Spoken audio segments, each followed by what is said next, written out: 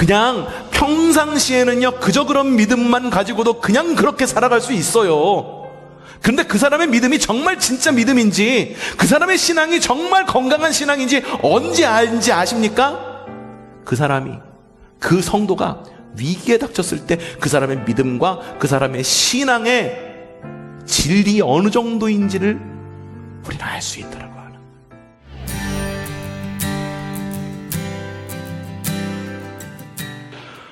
북이스라엘은 이미 멸망했습니다. 아수르에 의해서 멸망을 당하고 남유다 남아 있었습니다. 그런데 주님께서 이렇게 말씀하십니다. 예레미야 3장 21절부터 22절 말씀 시작!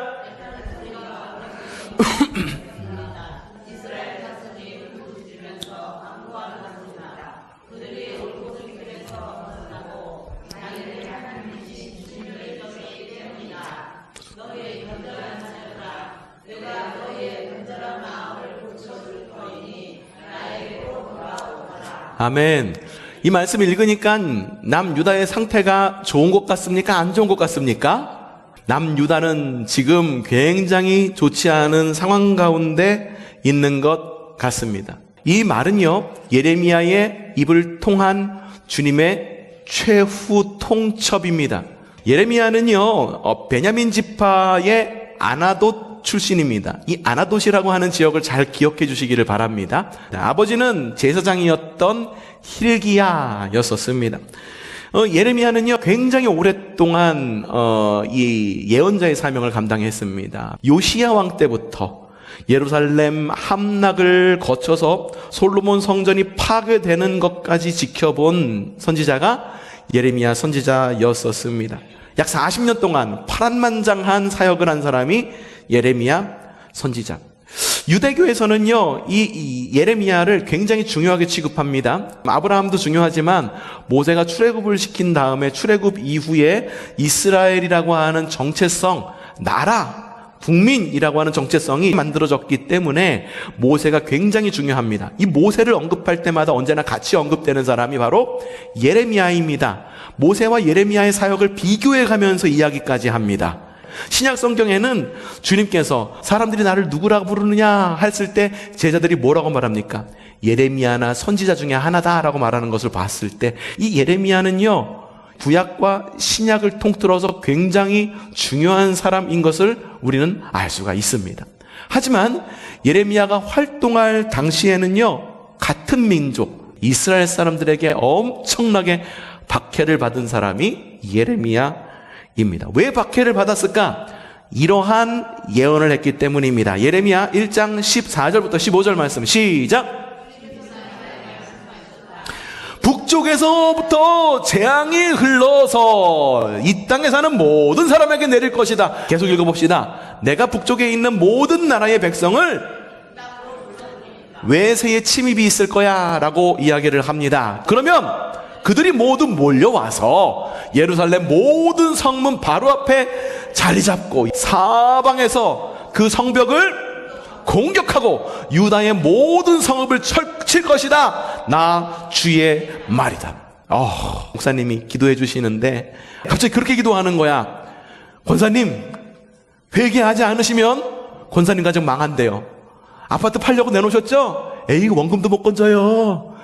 옆에 사람들이 와가지고선 권사님 사기치고 도망간대요. 이렇게 막 기도한다고 그러면 여러분 마음이 어떻겠습니까?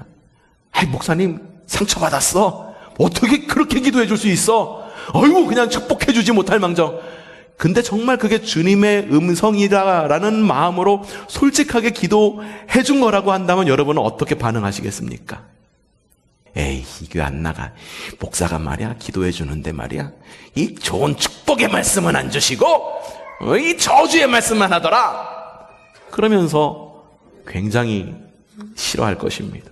이스라엘 백성들은 예레미야의 이 예언에 어떻게 반응했을 것 같습니까? 주님 우리를 긍휼히 여겨주셔서 우리를 구원하소서 이렇게 반응했을까요? 보나 마나입니다. 왜? 나를 보면 알잖아. 나에게 그런 말씀이 주어진다고 하면 내가 어떻게 반응할지 너무 잘 알고 있잖아. 이스라엘 백성들도 너무너무 싫어했어. 더군다나 그 당시에 예레미야만 선지자로 활동하고 있었던 것이 아니라 그 많은 선지자들이 대부분 어떻게 예언을 했느냐? 예레미야 6장 13절에서 14절에 나옵니다. 시작.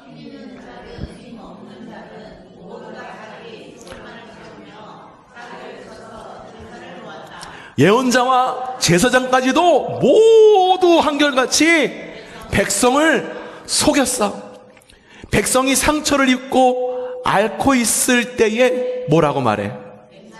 괜찮다 하고 말하지만 괜찮기는 뭐가 괜찮아? 그 당시에 활동하고 있었던 대다수의 예언자는 뭐라고 말하고 있는 거예요?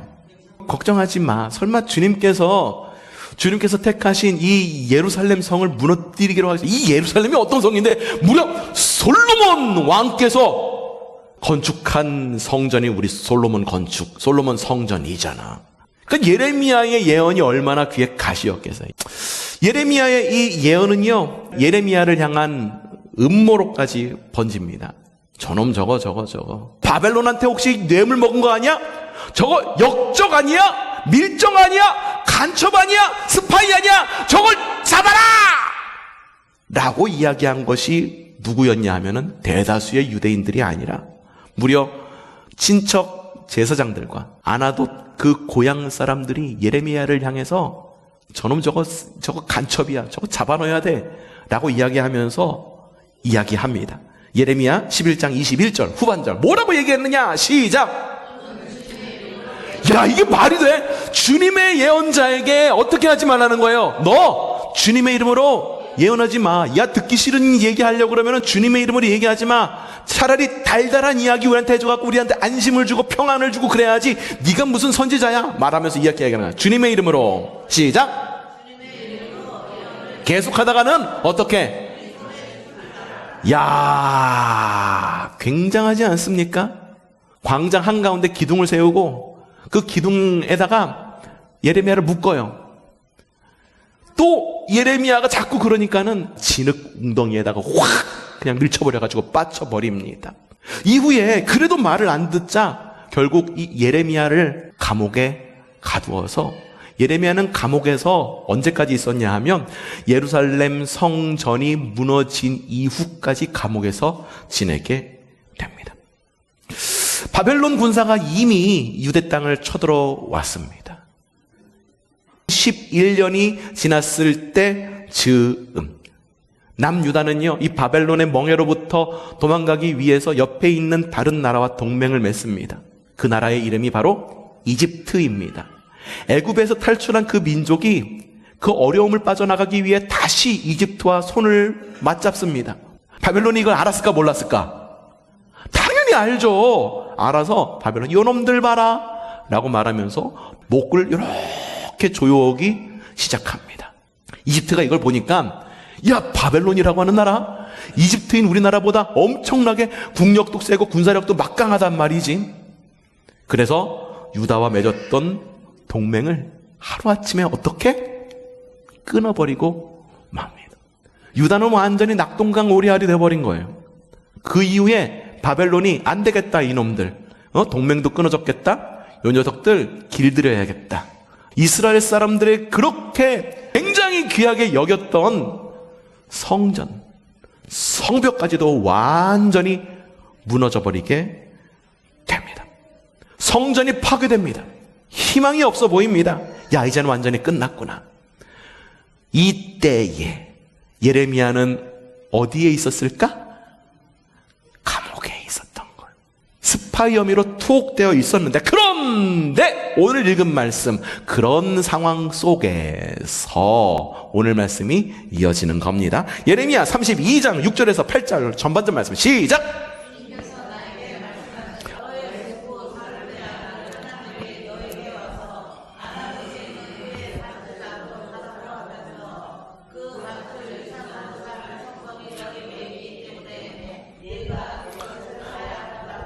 예, 밭을 사라고 말하는데 지금 상황은 어떤 상황? 전쟁이 일어나가지고 포탄이 어디 떨어질지 모르는 상황 가운데에서 숙부 살룸의 아들 하나멜이 와가지고 뭐라고 말하냐 하면은 예레미야한테 얘기하는 거야. 야, 너 우리 땅 좀 사. 아주 저렴하게 넘겨줄게. 이거 어떤 땅인지 알지? 저기 말이야. 저기 세원천 그 옆에 보면은 그 넓은 밭 있는 거 알지? 밭. 거긴데 거기다가 그 땅 굉장히 비옥해. 그걸 잘 경작만 하면은 포도나무도 심고 무화과도 심고, 그럼 너 감옥에서 나가면 먹고 살 거 좀 마련해야 될 거 아니야. 과연 숙부의 아들 하나멜이 근유대 끝 안으로 나를 찾아. 대단하지 않습니까? 그 밥 팔아먹으려고 어디까지 찾아온 거야? 감옥까지 찾아와서 근유대 뜰 안에까지 찾아와가지고 뭐라고 얘기합니까? 내게 부탁했다. 시작.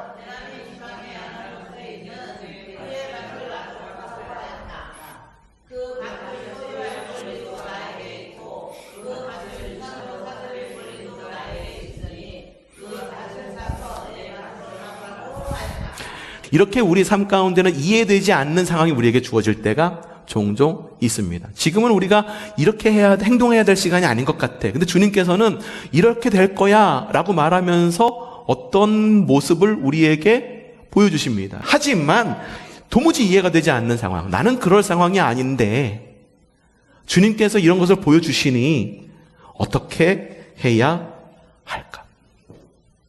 예레미야는 어떻게 했을까요? 예레미야 32장 9절 말씀 시작.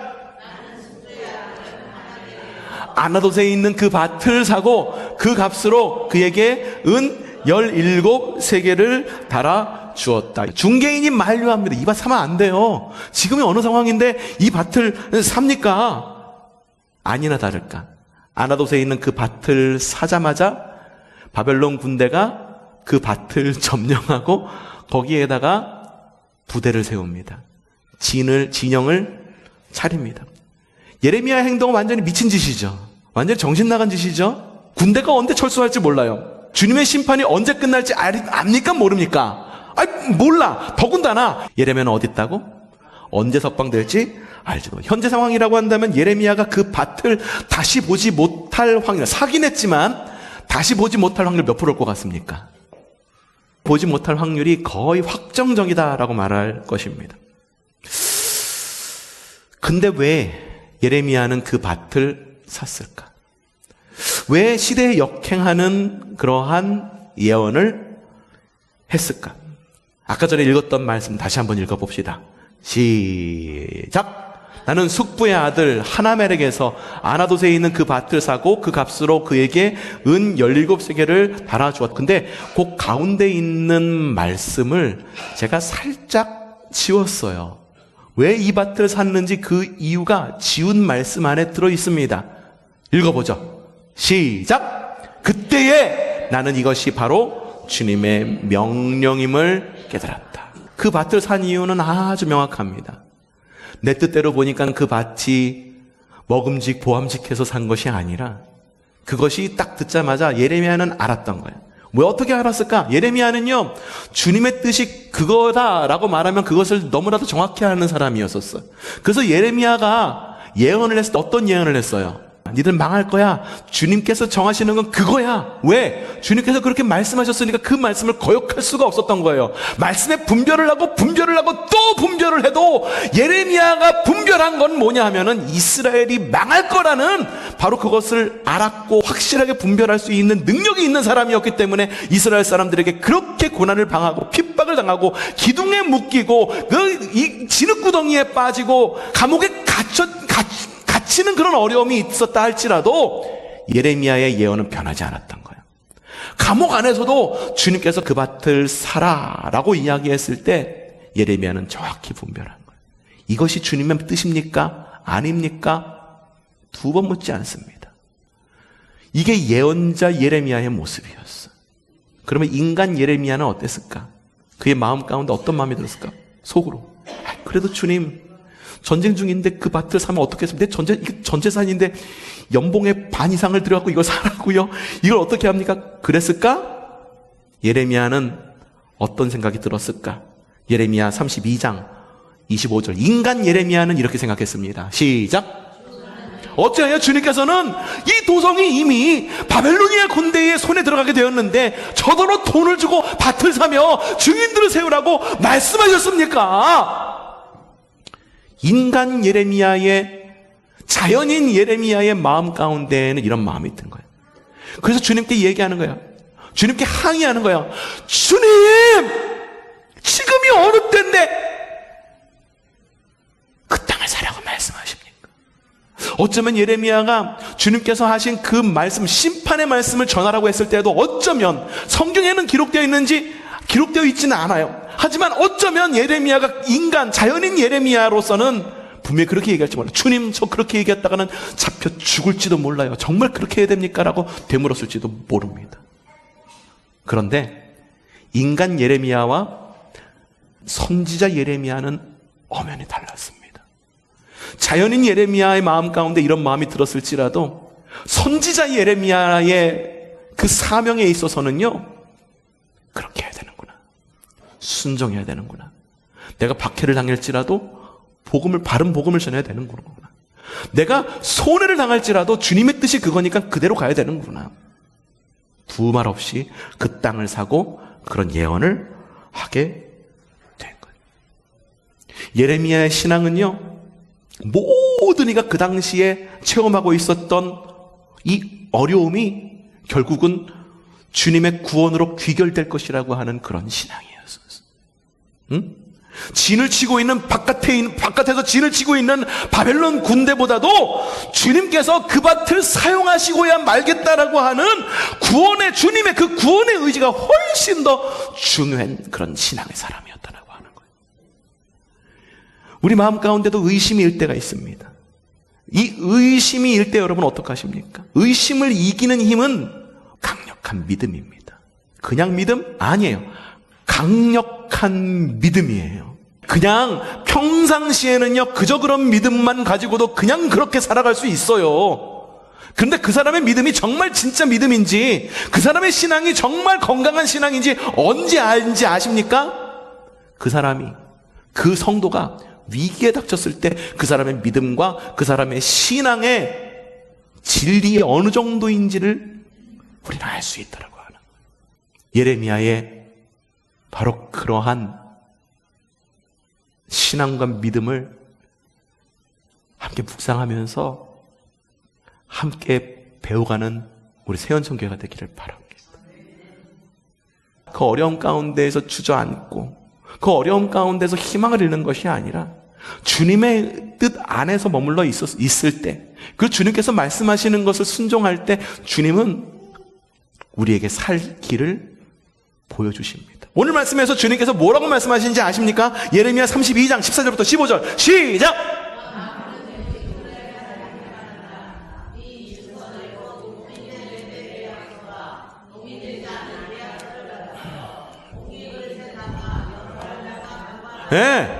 야, 너 증서 썼지? 증서 쓰고 계약서 썼잖아. 나눠 가졌잖아. 그것을 봉인된 매매계약서, 봉인되지 않은 매매계약서를 받아서 옹기글에 담아서 여러 날 동안, 이때가 어느 때인지 몰라.